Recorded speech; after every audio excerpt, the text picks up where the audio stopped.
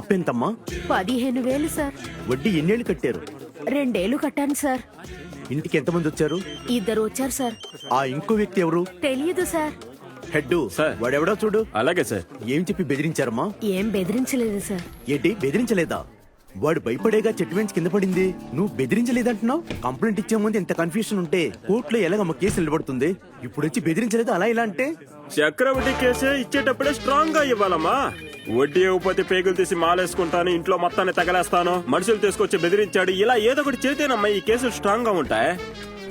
Head చెప్పినట్టు statement రాసి ఇవ్వు. సరే సార్. హెడ్ వాడితో ఒకడు వచ్చాడు కదా, ఆ, వాడు ఎవరో ఏంటో కనుక్కుని వాడి పేరు ఎఫ్ఐఆర్ లో కలుపుకో. అలాగే ఓకే? సార్.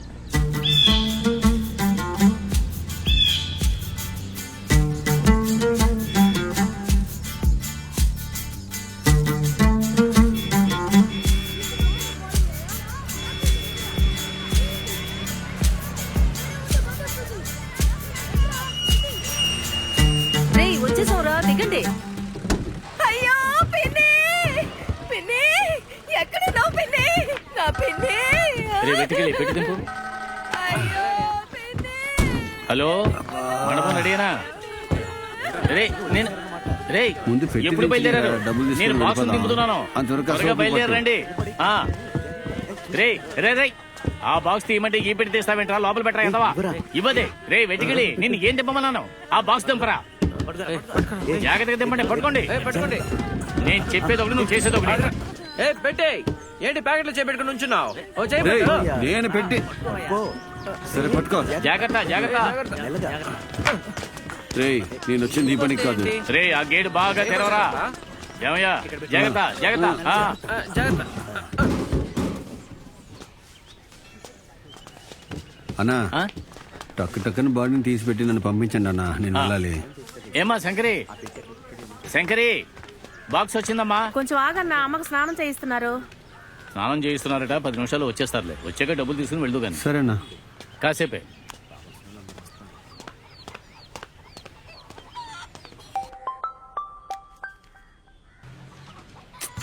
ఇలా చూడు పన్బు, చక్రవడ్డీ కేసు కాకుండా ఐపీసీ 306, ఐపీసీ 506 ఇలా 2 సెక్షన్ల కేసు ఫైల్ అయింది. తన భార్య ఏమో చక్రవడ్డీ బాధ వల్లే అతను చెట్టు మీద నుంచి దూకాడని కేసు ఫైల్ చేసి వచ్చింది. ఆ ఎస్ఐ ఏమో చాలా స్ట్రిక్ట్.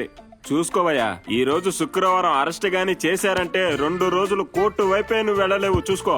ఇదో హెడ్, ఎస్ఐ మనోడే కదా, ఏదైనా మాట్లాడు, నువ్వే ఫిక్స్ చేయొచ్చుగా. ఇది చక్రవడ్డీ కేసు, నాన్ బెయిలబుల్ సెక్షన్. కొంచెం తెలివిగానే డీల్ చేయాలి, లేదంటే మాకే పెద్ద తలకానే పోతుంది. ఇదో హెడ్, నేను ఎవరికి చక్రవడ్డీకి డబ్బులు ఇవ్వను, ఎవరిని బెదిరించాలా. ఒట్టి 3 రూపాయలకి వడ్డీ ఇచ్చేది. 6 నెలలుగా వడ్డీ కట్టలేదు, అసలు ఇవ్వలేదు. సరే నేరుగా వెళ్ళి కూర్చొని మాట్లాడదాం అనుకుంటే సెట్ ఎక్కడం రానాడు, సెట్టు పైకి ఎక్కి అక్కడి నుంచి దూకాడు. దీనికి నా మీద కేసు పెట్టారు. ఇదేమన్నా న్యాయంగా ఉంది హెడ్? ఇదంతా పనికిరాదు పని. వడ్డీ కేసుల మీద గవర్నమెంట్ చాలా స్ట్రిక్ట్ గా ఉంది. అది సరే, నీ అంటే ఇంకోడు వచ్చి బెదిరించాడని రాసిచ్చింది. ఎవరాడు? వాడి నంబర్ నాకివ్వు. హెడ్, వాడు మా అక్క కొడుకే హెడ్. వాడి నెంబర్ ఎందుకు నీకు? వాడు నాతో పాటు ఊరికే వచ్చాడు. అరే నేను కూడా ఊరికేనా అడుగుతున్నా. ఎఫ్ఐఆర్ లో రాయటం వల్ల తన కూడా విచారించాలి కదా. బాబు ఆ? అంతా రెడీగా ఉంది, నువ్వు బాక్స్ ఆన్ చేసి వెళ్ళిపోతు కానీ రా. సరేనా? రా వెళదాం రా. ఇదిగో, ఏ సమస్యలు రాకుండా పూర్తి చేయండి. ఇవన్నీ చూస్తుంటా తల పగిలిపోయాం, ప్రశాంతంగా నిద్ర పట్టట్లేదు. నువ్వు కంగారు పడక పని, ఒక మంచి లాయర్ని ఏర్పాటు చేసుకో. ఆ?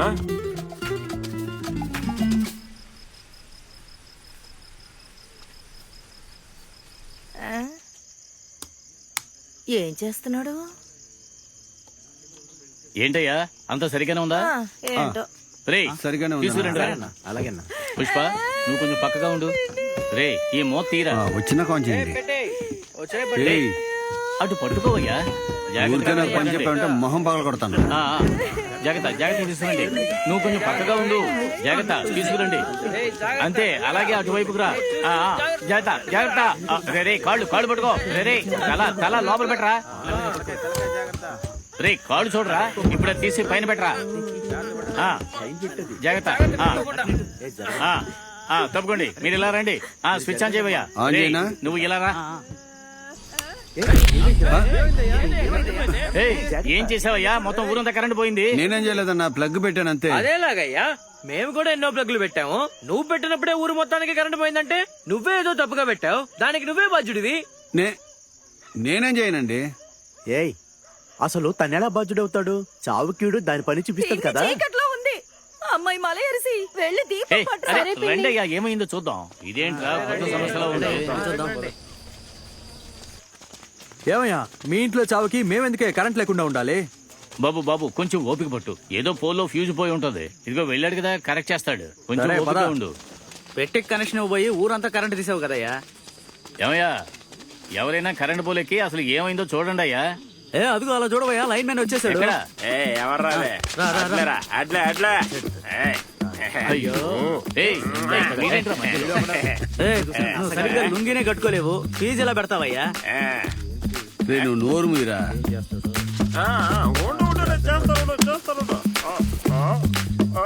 ఏయ్,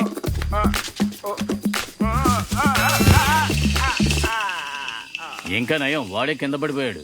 లేకపోతే గవర్నమెంట్ ఉద్యోగిని పని చేయకుండా చేసావని మన మీద కేసు వేసి ఉండేవారు. ఏమయ్యా షణ్ముఖం, కరెంట్ కట్ చేసిన వాడినే పైకెక్కి ఆ ఫీజు వేయమని చెప్పు. అవునయ్యా, ఊళ్ళో ఉన్న పెద్ద ఆయన చెప్పారు కదా, పోలికి కొంచెం ఫ్యూజ్ వేయవయ్యా ప్లీజ్. నన్ను ఎక్కమంటారేంటన్నా? అసలు ఏంటిది? బాబు వెతికిలే చెప్పా. పక్క వీధిలో సీరియల్ సినిమా చూసే వాళ్ళందరూ చాలా కోపంగా ఉన్నారు. వాళ్ళందరూ ఇక్కడికి వచ్చే ముందే ఏదో ఒకటి చేసి కరెంట్ రప్పించాయి. అవునయ్య. లేకపోతే పెద్ద గొడవలు జరిగితే జాగ్రత్త. ఏ అవునయ్యా, కింద వీధికి పెద్ద వీధికి అసలు ఏమాత్రం పడదు. ఎన్నో ఏళ్లుగా పొడుచుకోవడాలు, చంపుకోవడాలు, హత్యలు అంటూ చాలా కేసులు ఉన్నాయి. ఈ కరెంట్ షాక్ తో గొడవలు పెడతారు. దయచేసి పైకెక్కి అన్నా, కొంచెం అయ్యా, చూడు. సామి, అక్కడికి ఎక్కలేనన్నా. వెళ్ళాలి, నేను పొద్దున పెళ్లి సవారికి వరే వెళ్ళాలి. ఏదో ఒకటి తక్కువ తేల్చేసి రావయ్యా. అప్పుడు నువ్వు పైకి కనెక్ట్ చెయ్యి. రావయ్యా, ఇంతమంది చెబుతున్నాగా, కొంచెం ఎక్కవయ్యా. సరే, ఫీజు వేయడానికి ఏదైనా అరే, నాకు ఇవ్వండి. అరే, అది కొంచెం ఇవ్వరా. ఇదంతా రెడీగా పెట్టుకుంటా. ఎలవయ్యా. స్వామి నువ్వు ఫ్యూజ్ అయ్యి నేను బండిని తిప్పుకొస్తా. అలాగే ఇద్దరం వెళ్ళిపోదాం. తిప్పుకురా.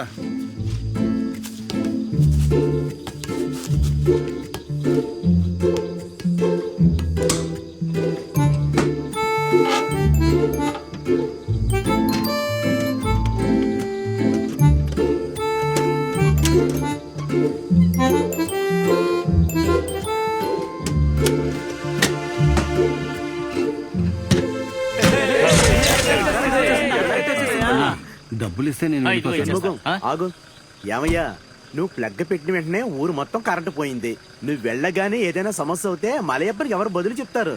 అందుకే మలయప్పని వచ్చే వరకు నువ్వు ఇక్కడే ఉండాలి. అయ్యయ్యో అన్నా, నేను రాత్రికే వెళ్ళిపోవాలన్నా. ఏమయ్యా, ఊరు పెద్ద మనిషి చెప్పిన తర్వాత నిన్ను పంపగలనా? ఉండవయ్యా, పని పూర్తి చేసి వెళ్ళు. అందుకే నేను ముందే రానన్నాను. మీ వల్లే నేను ఇప్పుడు ఇక్కడ ఇరుక్కుపోయాను. ఏంటి పెద్ద, నేను చెబితేనే వచ్చినట్టుగా మాట్లాడుతున్నావు? కొంచెం ఆలోచించుడు. ఆ 500 కోసం ఆశపడే కదా నువ్వు వచ్చావు.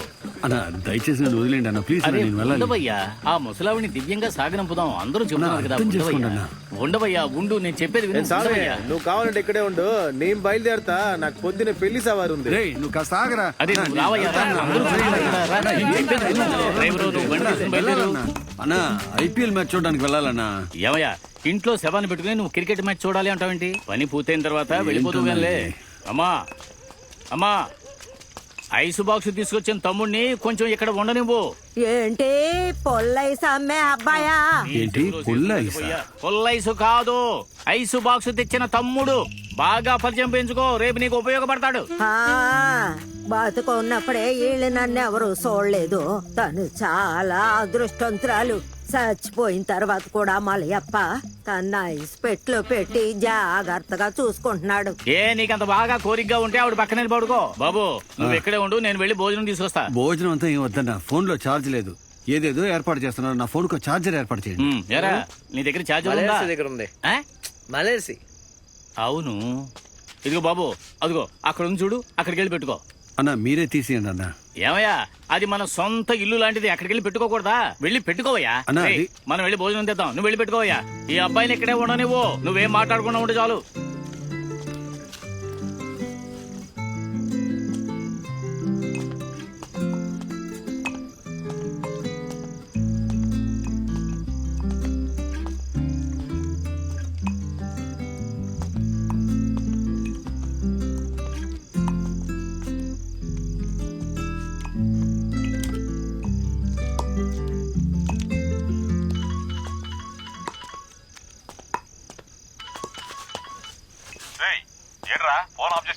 నేను అక్కడ ఆఫ్ చేశాను, అదే ఆఫ్ అయిపోయింది. నన్ను ఇక్కడ అడవిలో ఇరికించావు కదా.